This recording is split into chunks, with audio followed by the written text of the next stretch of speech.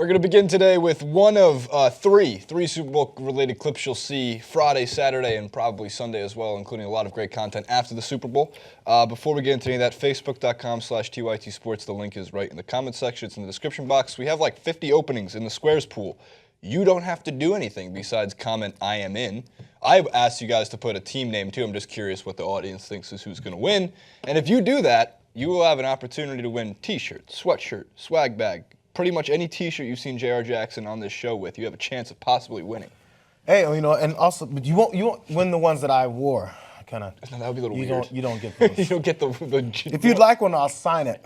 There will be some people will be like, I want the Jayar Jackson worn, game-worn. The game-worn t-shirt. T-shirt. Let's try it. Let's see how many people actually want. I have so many t-shirts that I've jacked from the company that I wonder how many people actually would want a game-worn t-shirt and how many of them would burn it once they got it LeBron James style. Wow. That's if you were to go to like Info. Jake was just selling game-worn t-shirts for like $127 during the telethon, man. You guys are late. He's got to stop. I was going to say, so I've always made fun of JR for not make fun of him, but he has enough t-shirts that I actually think, because you've been here since like day one. Not day one, but like day 25. Yeah. He has enough t-shirts to wear a different TYT t-shirt every day, and it would not be, to get to the bottom of the laundry pile, we'd be at the midterms in 2018. Yeah, it works. You're living the life.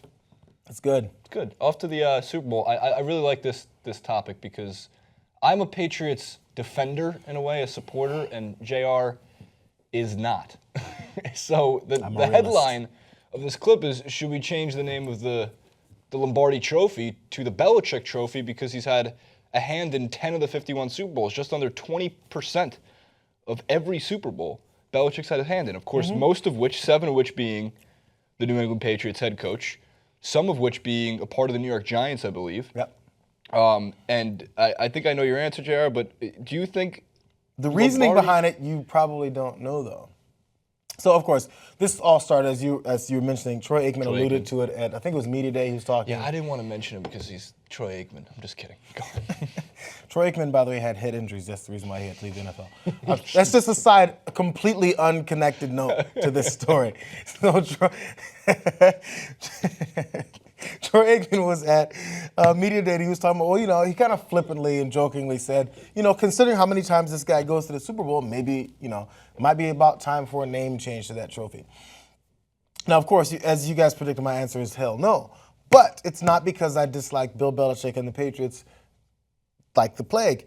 The actual reason is because it just won't work. It actually doesn't sound as good either. I mean, if his name was on it from the beginning, it would sound normal. Like if his name was Lombardi now and we're used to hearing Belichick award, then you'd go, Lombardi, that's fucking weird. Right. So it wouldn't work. I get it, it's just our brains are used to this feel. Right. But it's 2017, man. We got social media, we got constant punditry, we got the first take type of shows where people are scripted to argue. They're scripted to argue, just another side note. How's that argument? Do they have head injuries too? Just curious. They give me one watching it. Why do I keep interjecting these weird points? Anyway, so now we're in such an era where the point of sports is to argue about it. Yeah. From past to present, when we talk about NBA, it's like, is LeBron better than Jordan? Is Jordan better than Wilt? Is Wilt better than Shaq? All this stuff that you can never compare, so I don't like talking about it. But in this era, you can't change the name of something that's historically named that because there's enough people that just hate that guy's name for a plethora of reasons. Nobody hates Lombardi. Exactly. Because anybody who maybe hated him back then, they're either dead or just have let it go by now. Yeah. It's been long enough. My grandpa's the one who's like, yeah, Jason, if you were around for Lombardi. It's like, well, you're 85, Grandpa. So exactly, right? The fact that you it's were. okay, like it's set in stone, but now it would cause such a rift among people. Like, that damn Belichick trophy, it sucks. I don't want anything to do with it. So I thought it was just an interesting point. The reason why we title it this way, the reason why we bring it up in conversation is because it's just fascinating that he's been a part of so many Super Bowls. And there's been a couple of, look, I have this huge or I should say this, not hate, it's not the right word, but I dislike Radio Row. And a lot of people go, because you're not there? Sure, it's part of it. But at the same time, I find it to be, as you just said, it's a little bit too staged, right? For one, there's more news that goes on in sports than just Super Bowl. And why we wait till Friday, Saturday, Sunday to talk about it as much as we're going to is because it's the 2 days before the Super Bowl. 2 weeks devoted to the coverage. By the time you get to this point, you have run out of anything to talk about that we're deciding to rename the trophy. So, I don't know how many people know this, I've been to 2 Super Bowls. Which ones? I was in awesome. Tampa and Miami. Now, the Miami one was the Colts-Saints. Tampa one was Cardinals-Steelers. That's one of the greatest Super Bowls in the history I was in of that Super corner of Bowl. the end zone where Santonio Holmes made that catch, and then the other side when Fitzgerald. I mean, that's like real quick before we get into Super Bowl 51. They show that highlight again, and what a catch by Santonio Holmes! But Larry Fitzgerald making that play, it's just a testament to his greatness. And if it weren't for the Santonio Holmes catch, like we're talking about, like the legacy-defining Larry Fitzgerald moment, and it unfortunately came in a loss. People don't think about it as much, yeah. My God, what a move! So it's just from that aspect because I had a friend who worked with NFL Network, so I had access to all these things. I was in the media day area, but I didn't have to work, so it's fun. Well, like I was of there on course, vacation, yeah. right? So if you have to work it, you have to be stressed out about what to ask all these guys that come around. Oh, Troy, what do you think about the name of the trophy? You know, and then you get ridiculous statements, which I don't know, they make news, so it's fine. But just going to feel the atmosphere of it, there's a buzz with. This was my feel Your of take, it. yeah. There was a buzz amongst the fans that were around, the media people that were around, and then amongst the athletes, there was a, okay, like we have to do this. But they go do it, and they sit down, and I'm sure the energy they gave many of the reporters or shows, whoever's sitting down, is, yeah, we respect them.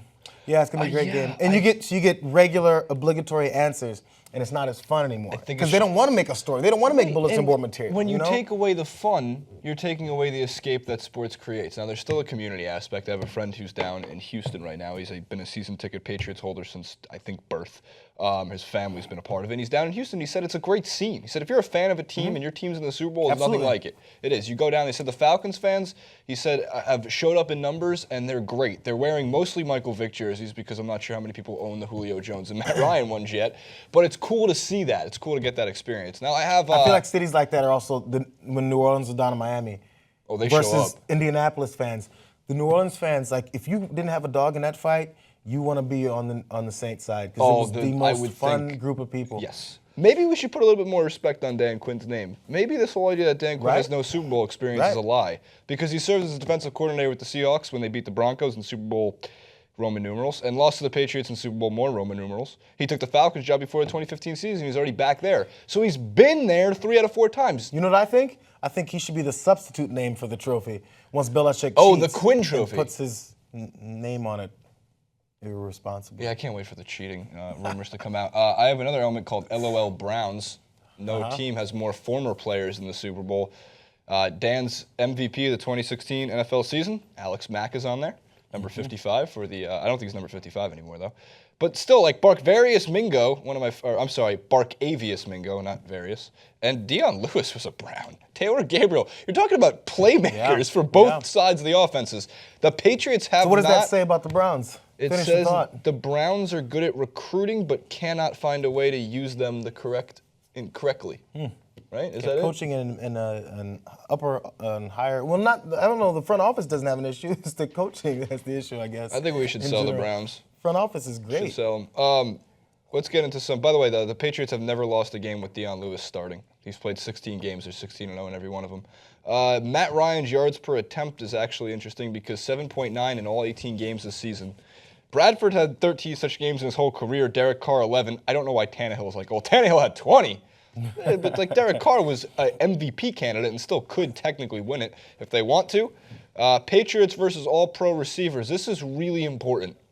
It's not like they have shut down every All-Pro receiver. However, 1 playoff touchdown to any first-team All-Pro receiver standing 6 feet or taller. I know how specific that is, but 200-yard games to such players. Musha Muhammad caught 4 passes on 10 targets for 140 yards in the Panthers Super Bowl. Terrell Owens caught 9 passes on 14 targets in the Eagles Super Bowl. But they held guys like Marvin Harrison, Reggie Wayne, Torrey Holt.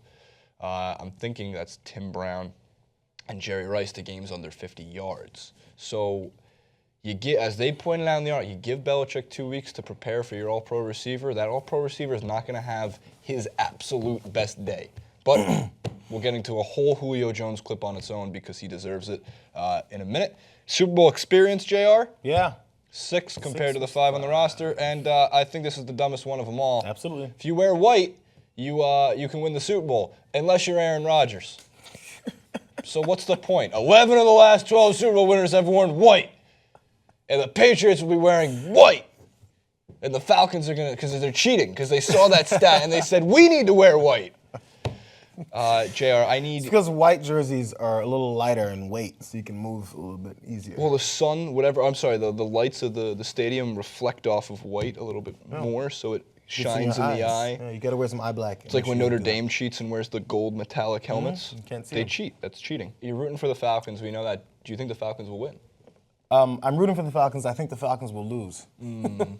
Just based off the Patriots. No, being just the based Patriots on the way and- they play. There's another thing. The Falcons have to put up a lot of points, right? But because I don't think many people are going to stop the offense in the Patriots and what they do. Yeah. It looks very simple, but it works every time. So that's maybe the genius behind it is the simplicity, but you think you could stop something like that. I think it's where a lot of frustration, maybe some defenses and even coordinators or fans have is, I can see they're going to give it to Edelman. He's standing right there, 5'2". I think this is going to be a blowout. I've been saying it all week. I've been saying it for 2 weeks, and I'm happy to admit when I'm wrong. It will be the first thing I say if I'm wrong. Even if it's the Patriots win and it's close, I will say I was wrong. I'm not afraid of that. I'm not going to sit there, swallow my pride for a second and go, I effed up. But it's the Falcons' defense that concerns me against the greatest adjusting head coach in the history of possibly sports. Cheating aside or not, Bill Belichick will change the game plan based on what he sees in the first quarter to make a more brilliant game plan for the second. The Patriots hold on to the football for a long time. Those grueling 9-minute drives with LeGarrette Blount running straight into your defensive line. I don't think it's going to be an all-exciting game from the Patriots' end. I think the excitement's going to rely on all of the Falcons' playmakers to make big plays. Whereas the Patriots, I think their whole entire scheme is going to be, we're going to win this game and it's going to win. We might win it ugly. So you're predicting blowout then? A blowout in the think I Super see Bowl blowout. standard. I think it's like, I know the Falcons by can score 17 or something? 37-17. I think it's something like enough by 20, 17, or something that maybe looks closer on paper than it was in actuality. I think we're looking at 24-20 or 24-21, something like that. I would rather have that. Yeah. We all want that. But it's the 29th ranked defensive DVOA that the Falcons have against the pass. They average a league-high 132.9 yards after the catch is allowed.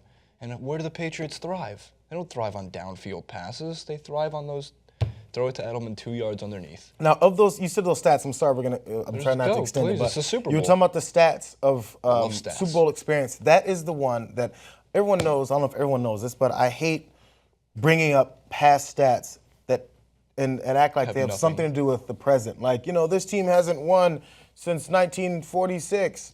I was like, well, are the 46 players still on this team? So that doesn't make a difference to me. I don't really care. But things like actual Super Bowl experience mean something, because then you have to wonder what their mindset is. This is the things that I think, when we talked about Radio Row a minute ago, if you want to talk to players about when they come in, is just not even ask them, because they're going to give you the standard correct answer, but just try and get a gauge of how they feel. Yeah. If they're calm, if they're too calm. What's your prep If they're a little afraid, if they're a little bit What's antsy. your day-to-day like? Yeah. See what they feel like, and then see where their mental state is, because that is a big deal.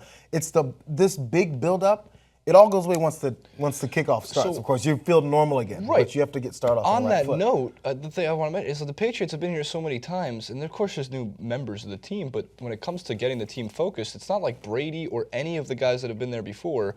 Their practice at the Super Bowl, this is the 7th time they've practiced at the Super Bowl. And practice is different when you do have thousands of people speculating it, watching it, talking about it, looking at it. So those are the right questions to ask, not how are you supposed to beat Tom Brady? We all know how to beat Tom Brady. It's just hard to execute. And only a couple teams have been able to do it in the playoffs, the Ravens, the Giants, to name 2.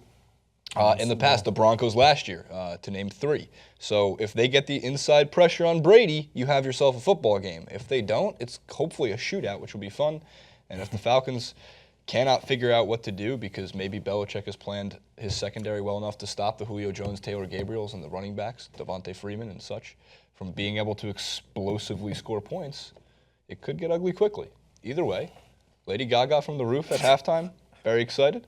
Jayar Jackson. You excited about that? I am. I like Lady Gaga. At Jayar Jackson on the Twitter, he will be tweeting the Super Bowl.